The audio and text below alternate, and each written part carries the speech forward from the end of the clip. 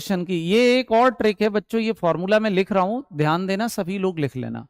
Cos theta plus sine theta upon cos theta minus sine theta is equal to, या फिर 1 plus tan theta upon 1 minus tan theta.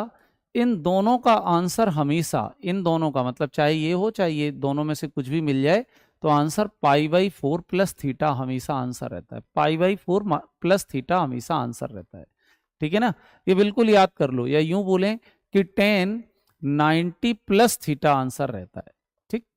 तो ये question, ये trick आपके सामने लिखी हुई है, ये ट्रिक ऑफ द डे है, इसको बिल्कुल याद रखना है।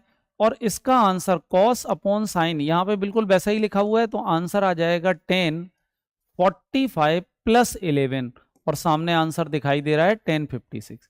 इसी अप्रोच पर ये अगला क्वेश्चन होगा जिसका आंसर आप लोगों को देना है।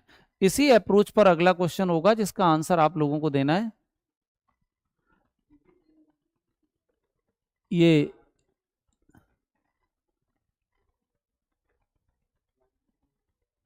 अच्छा, ये यहां तो 45 प्लस थीटा होगा, 45 प्लस थीटा होगा, ठीक। चलो आगे बढ़ते हैं, इसका आंसर जल्दी फटाफट दे डालो, देखें कौन इसका आंसर देगा। इसका आंसर सही देना है। देखो दोनों क्वेश्चनों में कुछ अंतर है, कुछ अंतर है, उस बात का ध्यान रखना है ना, उस बात का ध्यान रखना। जल्दी से आंसर, आंसर चाहिए मुझे।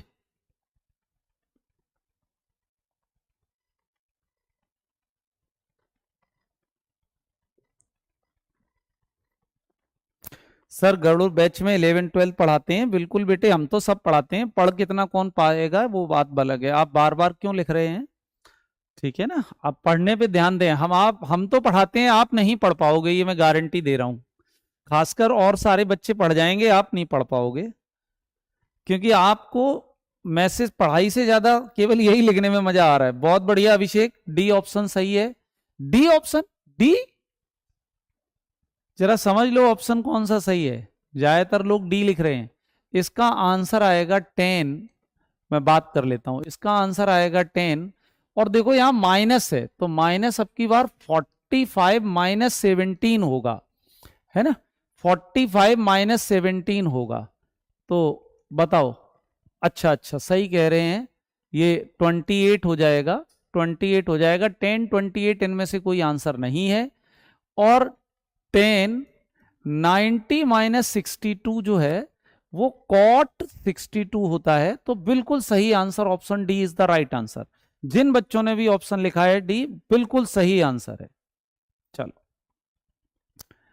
अगला क्वेश्चन ये वाला करके दिखाना है, और